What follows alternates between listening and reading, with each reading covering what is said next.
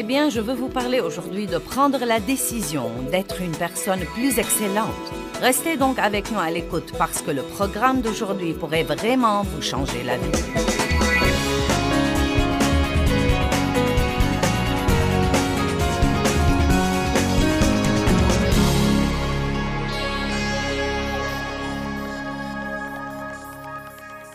Ouvrez vos Bibles à 1 Roi 18. La troisième session de notre série sur Vivre avec excellence et intégrité, car je crois qu'une personne excellente finit ce qu'elle commence. Ce n'est pas difficile de commencer quelque chose. Il y a toujours un enthousiasme qui accompagne tout commencement.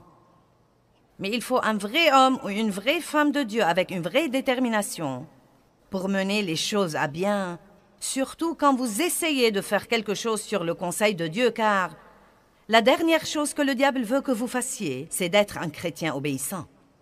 Il n'est pas content que vous soyez un chrétien, mais il ne veut pas que vous soyez un chrétien obéissant, car si vous devenez un chrétien vraiment obéissant, alors le ciel s'ouvrira et vous commencerez à expérimenter l'accomplissement de toutes les promesses de Dieu. Vous devez donc vous rappeler que quand une porte s'ouvre, les adversaires seront sûrement très nombreux. Donc, pour être excellents, pour être des gens intègres, nous devons non seulement commencer les choses, mais encore les finir. Que ce soit un ministère ou nettoyer votre placard.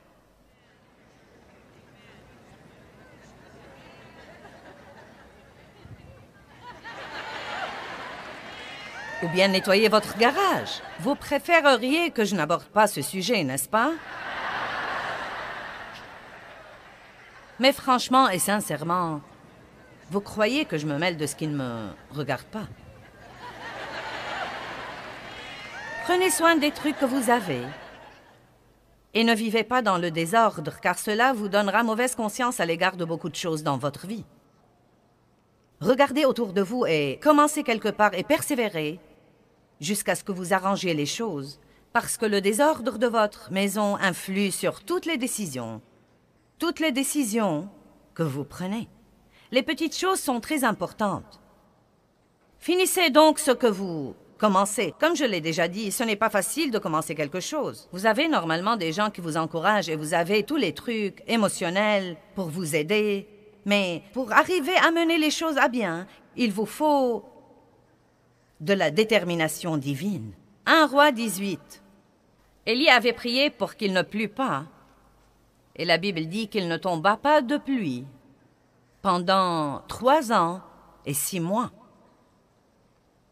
Puis Élie pria qu'il plût, et il a dit au roi méchant Achab, dans le verset 41, Élie dit au roi Achab, « Monte, mange et bois, car il y a un bruit d'une abondance de pluie. » 1 Roi 18, 42, et Achab monta pour manger et pour boire.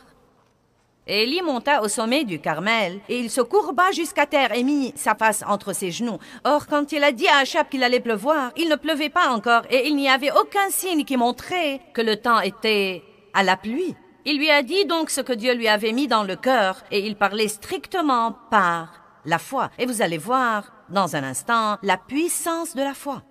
Et il dit à son serviteur, « Monte maintenant, regarde du côté de la mer. » Le serviteur monta, regarda, et dit, « Il n'y a rien. » Et Élie lui dit, « Retourne. » Et il le dit 7 fois. Maintenant, de peur de passer vite sur ce verset sans en profiter, pensez-y un petit peu. Élie avait dit à Achab, « Tu ferais mieux de partir d'ici, il va pleuvoir. Ça ne m'a pas l'air d'un jour de pluie. » Élie se met donc à genoux et commence tout de suite à prier et envoie son serviteur à la cime de la montagne, et je crois que c'était plutôt un trajet très fatigant. Et il lui dit, « Monte là et vois s'il y a le moindre nuage. » Eh bien, il va et revient, il n'y avait rien. Élie lui dit d'aller de nouveau. Il va et il revient, rien. Va de nouveau. 7 fois consécutives, il va et il revient.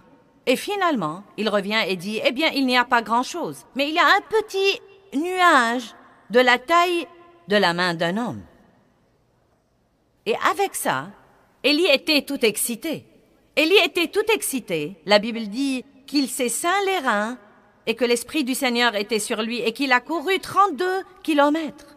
Et il a devancé Achab. Et je peux l'entendre dire « Je t'avais bien dit qu'il allait pleuvoir ». Mais voici ce qu'il y a d'intéressant là-dedans. Et s'il s'était arrêté après 3 fois? Et s'il s'était arrêté après 4 fois? Et s'il s'était arrêté après 5 ou 6 fois? Je crois personnellement qu'il fallait les 7 fois. Et je crois que 7 est un numéro représentatif de continuer à essayer le nombre parfait de fois jusqu'à obtenir l'exaucement. En d'autres termes, nous devons être des gens déterminés et qui n'abandonnent pas. Amen. Vous serez stupéfiés de ce qui arriverait dans votre vie si vous décidez de dire ce soir « Je vais être la personne que Dieu veut que je sois. Je vais faire ce que Dieu veut que je fasse. Je vais avoir ce que Dieu veut que j'ai et je ne vais surtout pas abandonner. » Vous devez vous attendre à l'opposition. Ne vous attendez surtout pas quand vous faites ça, vous savez, à flotter sur un nuage de gloire et à chanter l'Alléluia en chœur toute la journée. Il va y avoir une opposition. L'ennemi va venir contre vous. Il ne veut pas du tout que vous fassiez des progrès. Mais si vous refusez d'abandonner, il n'y a pas une seule qu'il puisse faire. Car si vous dites « je vais recommencer, et je vais recommencer, et je vais recommencer, et je vais recommencer, jusqu'à ce que j'ai finalement un exaucement », vous serez stupéfiés de ce qui va arriver. Pierre a dit à Jésus, c'est relaté dans Matthieu 18, « Combien de fois devrais-je pardonner à mon frère ? 7 fois ?» Et Jésus lui a dit non, 70 fois, 7 fois. En d'autres termes, encore, et encore, et encore, et encore, et encore, et encore, et encore. Tout ce qu'il faut pour vivre en paix et en harmonie. Tout ce qu'il faut pour montrer le vrai amour de Dieu. Vous dites, eh bien, minute, ce n'est pas juste de pardonner à quelqu'un qui nous a offensés autant de fois. Maintenant, attendez. Combien de fois Dieu a dû nous pardonner? Et pour la même chose aussi. Je ne peux même pas imaginer combien de fois Dieu a dû me pardonner pour avoir dit des bêtises. Plusieurs fois la semaine passée et probablement 2 ou 3 fois aujourd'hui. Et il continue à nous pardonner, parce qu'il ne perdra pas espoir en nous. J'ai dit, Dieu ne perdra pas espoir en nous, et il ne veut pas que nous perdions espoir en qui que ce soit ou en quoi que ce soit. Cessez de faire la mauviette. Eh bien, j'ai attendu longtemps et ça devient vraiment trop dur. C'est pourquoi vous êtes là ce soir. Pour vous débarrasser de ce sentiment. Et pour être fortifié et dire, je peux faire tout ce que je dois faire dans la vie. Que tout le monde dise, je vais finir ce que je commence. Laissez-moi vous dire quelque chose. Et c'est important, commencez par les petites choses. J'ai dit commencez par les petites choses. Ne croyez pas que vous allez démarrer un grand ministère et le mener à bien, ou bien que vous allez ouvrir une nouvelle entreprise et la mener au succès si vous ne finissez pas les petits projets que vous commencez à la maison. Si vous décidez de vous acquitter de vos dettes, persévérez jusqu'à ce que vous y arriviez. Si vous vous décidez d'organiser votre vie, persévérez jusqu'à ce que vous y arriviez. Plus vous faites ce qu'il faut dans votre vie, plus il vous sera facile de faire ce qu'il faut. J'ai dit, plus vous faites ce qu'il faut dans votre vie, plus il vous sera facile de faire ce qu'il faut. Naturellement, c'est dur au début parce que vos muscles de décision ne sont pas encore bien développés. Mais plus vous prenez de bonnes décisions et que vous continuez à prendre de bonnes décisions et continuez à prendre de bonnes décisions, plus vous développez ces muscles et plus il vous sera facile de faire ce qu'il faut. Amen? Je ne m'étais jamais exercé auparavant et je ne croyais pas que je le pouvais. Je croyais que ça me tuerait. Chaque fois que je m'exerçais, je me faisais mal et c'était mon excuse. Ensuite, Dieu a parlé à mon cœur un matin où je me regardais dans le miroir et où j'ai remarqué que les trucs qui étaient ici étaient maintenant là. Qui de vous comprend ce que je dis?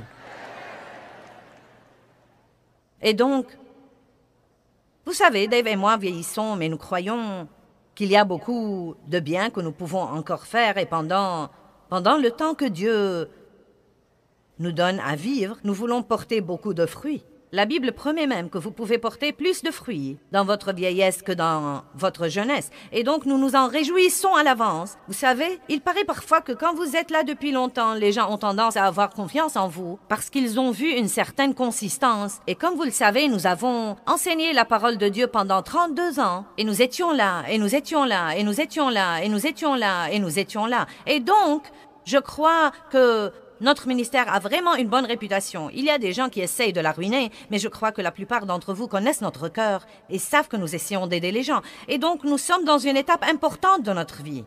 Mais quel que soit le travail que je veux faire pour Dieu, je dois garder mon corps en forme pour que Dieu puisse m'utiliser dans ce ministère. Vous savez, rester en bonne santé est important. Et les gens ne croient pas que c'est important. Ils disent, si je tombe malade, je prierai pour un miracle. Oui, Dieu nous guérit, mais il dit aussi ne pêche plus de peur qu'il ne t'arrive quelque chose de pire. Et vous savez, maltraiter son corps est un péché. Donc Dieu m'a dit, si tu veux être forte pendant le dernier tiers de ton voyage, tu devrais t'exercer. Il s'occupait de moi au sujet de m'exercer. Eh bien, j'ai dit à ma famille que je voulais aller au gymnase et avoir un entraîneur et m'exercer, et ils ont tous ri de moi. Non, mais à haute voix. Ils ont ri de moi. Oh oui, ça va durer une semaine. Bien sûr. Dave trouvait que c'était si drôle qu'il est allé avec moi la première fois pour rire quand on allait m'évaluer. Oui. Eh bien, c'était vraiment dur au début. Et j'avais tellement mal que je ne pouvais ni m'asseoir sur le siège des cabinets, ni me lever. Je ne pouvais ni m'asseoir sur les chaises, ni me lever. Non mais c'était vraiment incroyable. Oh mon Dieu! Quand vous n'avez jamais rien fait pour aucune partie de votre corps et que vous vous lancez dans un de ces programmes d'entraînement, vous êtes comme « Non, mais j'ai eu mal dans les endroits que je ne savais pas qu'ils existaient. » Mais je m'étais décidée et c'est étonnant ce qui arrive quand vous vous décidez. Et ma famille m'a en fait rendu service en se moquant de moi car dès que vous me dites que je ne peux pas faire quelque chose, je vais vous prouver que je peux le faire.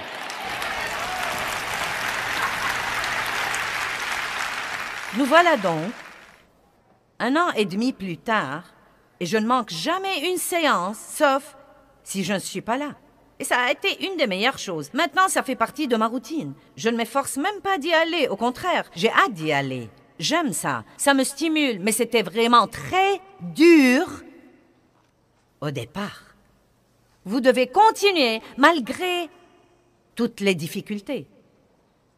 Vous devez faire la même chose que Jésus avait faite dans le jardin. Quand vous savez ce que Dieu veut que vous fassiez, vous devez tenir bon et prier. Dieu, aide-moi à ne pas tomber dans la tentation. Je veux finir ce que j'ai commencé. Jésus a dit, n'irai-je pas à la croix? N'est-ce pas le but pour lequel je suis venu? Je ne vais pas abandonner maintenant parce que c'est dur. Je vais continuer et finir le travail. Prenez la décision de finir ce que vous commencez. Amen. Allons à Genèse 11. Nous parlons de l'excellence et de l'intégrité. Et nous disons que les gens qui en jouissent finissent ce qu'ils commencent. Ils ne restent pas assis à ne rien faire et à prier pour la promotion sans y mettre du leur. Maintenant, vous connaissez Abraham. Presque tous ceux qui savent un petit peu de la Bible mentionnaient Abraham. Et ils reconnaissent ce nom-là. Mais il y a un autre nom que vous ne reconnaissez peut-être pas, et c'est Terah. Terah était le père d'Abraham. Et ce qu'il y a d'intéressant à ce propos, c'est que Terah a eu en fait l'occasion d'aller au même endroit auquel Dieu a dit à Abraham d'aller. Mais il s'est arrêté en cours de route et s'est installé. Et Dieu a dû trouver quelqu'un d'autre que lui. Je me demande combien d'occasions Dieu nous donne et nous commençons, puis nous nous installons quelque part en cours de route parce que c'est dur. Et Dieu, à ce moment-là, utilise quelqu'un d'autre. Genèse 11, verset 31. Terah prit Abraham son fils, et Lot, fils d'Aran, fils de son fils, et Sarai, sa belle-fille, femme d'Abraham, son fils, et ils sortirent ensemble d'Ur en Chaldée pour aller au pays de Canaan. Mais ils vinrent jusqu'à Charan et ils s'y installèrent. Que tout le monde dise « je ne vais pas m'installer ». Terah a vécu 205 ans et il est mort à Charan, là où il s'est installé. Je ne veux pas m'installer quelque part en cours de route, entre là où j'étais et là où je suis censé être. Vous voyez, la médiocrité est la moyenne ou au-dessous de la moyenne. Mais Dieu ne nous a pas appelés à être des gens médiocres ou des gens tièdes. Il nous a appelés à être des gens excellents. Et être excellent veut dire que vous devez toujours faire un peu plus qu'il n'est exigé. Juste un peu plus de ce qu'on attend de vous et la plupart du temps, juste un peu plus de ce que tous les autres font. Parce que c'est très commun aujourd'hui et même populaire de faire ce qui est facile et ce qui est confortable. Il suffit de lire les panneaux d'affichage et la publicité qui vous donnent l'occasion d'avoir tout le confort que vous pouvez imaginer. Et vous savez quoi? Tout le confort que nous avons, je ne suis pas très sûre qu'il nous aide autant que nous le croyons.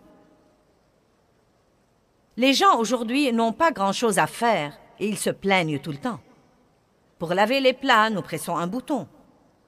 Ensuite, nous nous plaignons car nous devons décharger les plats propres et les ranger. Nous jetons la lessive dans la machine à laver, nous pressons un bouton. Nous la mettons dans le sèche-linge, nous pressons un bouton, elle sèche. Ensuite, nous nous plaignons de devoir la sortir du sèche-linge et la ranger. Nous la mettons donc sur le cycle doux.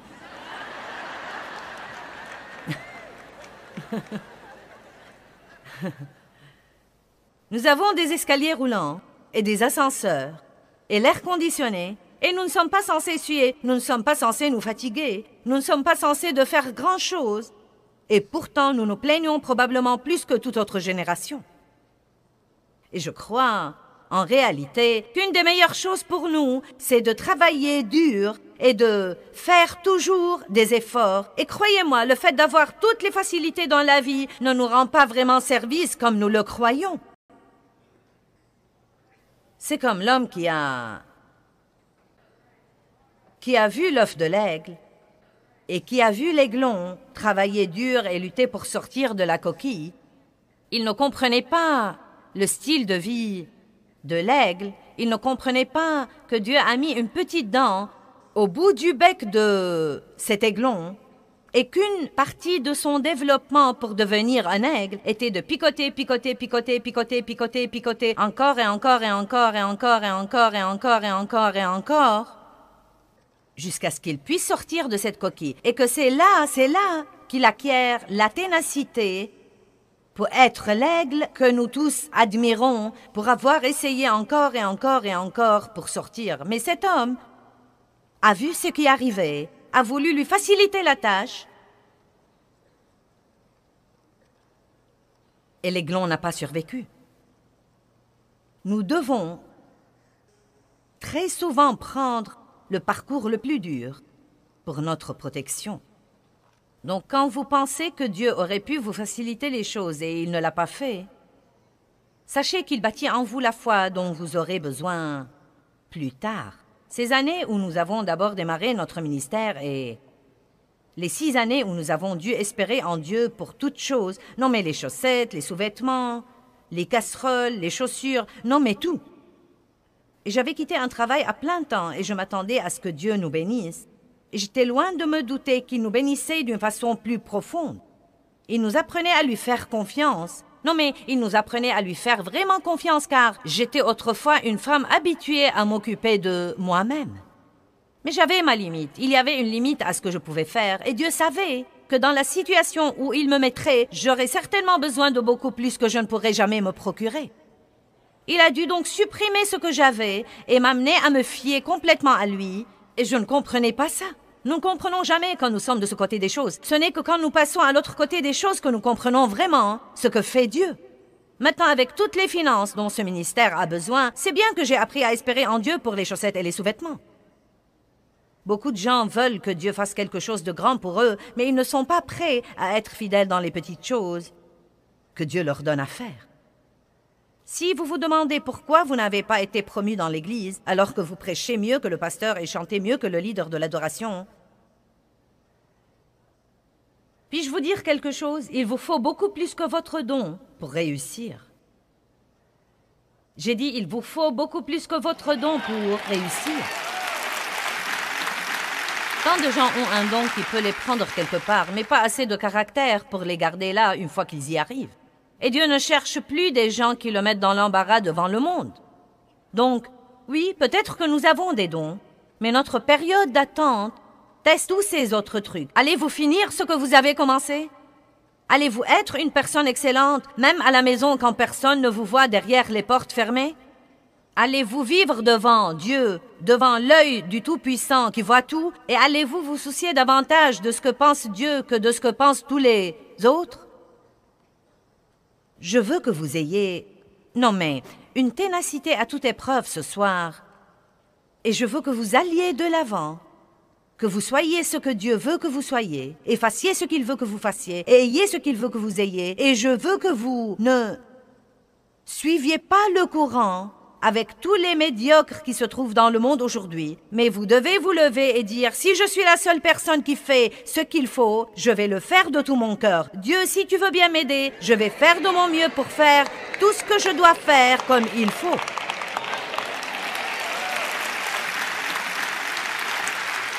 Je vais essayer encore et encore et encore.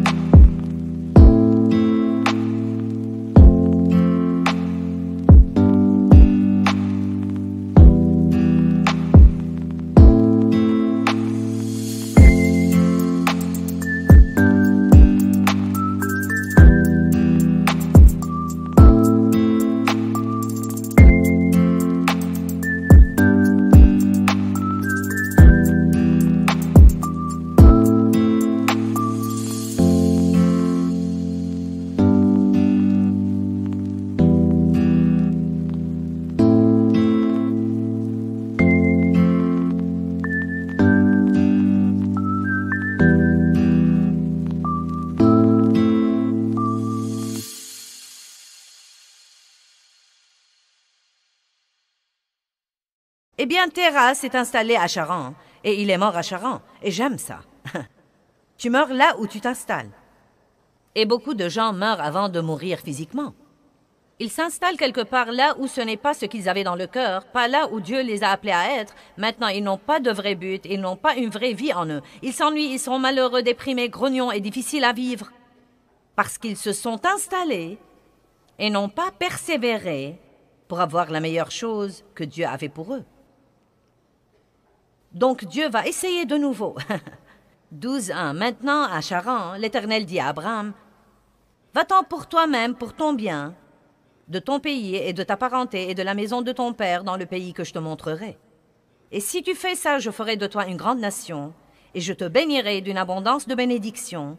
Je rendrai ton nom célèbre et éminent, et tu seras une bénédiction, et tu la prodigueras aux autres. » C'est quasiment la promesse la plus grande que Dieu puisse faire à quiconque. Mais Abraham a dû quitter tout ce qui le sécurisait, tout ce qui lui était familier, et il a dû partir quelque part dans la foi et la confiance en Dieu sans savoir où il se dirigeait. Ça a dû être dur. Mais il a persévéré et il a obéi à Dieu, et il est devenu l'homme avec qui Dieu a fait la première alliance et a béni les nations par lui. Vous n'avez pas la moindre idée de ce que Dieu peut faire par vous. Ne vous asseyez pas et ne restez pas bouche bée devant ceux qui montent en chair et ne dites pas « si seulement ». Vous n'avez pas besoin de souhait, mais de volonté. Vous devez bien savoir que tout ce que Dieu fait pour une personne, il le fera pour une autre. Peut-être que vous ne prêchez pas, vous ne chantez pas, vous ne faites pas dans l'équipe d'adoration, vous n'avez pas votre entreprise, mais il se peut que vous l'ayez. L'essentiel, c'est que quoi que vous fassiez, vous pouvez le faire avec excellence et vous pouvez glorifier Dieu par ce que vous faites. Dieu ne nous a certainement pas appelés à la médiocrité, mais il nous a en fait appelés à être des gens excellents. Dieu est un Dieu excellent et quand nous parcourons la Bible, nous voyons que tous les héros de la Bible, les gens de la Bible dont nous aimons raconter les histoires, étaient tous des gens excellents. Ils ont fait des choix excellents. Ils n'ont pas fait ce qui était facile et confortable, mais ils ont fait le 1000 supplémentaire.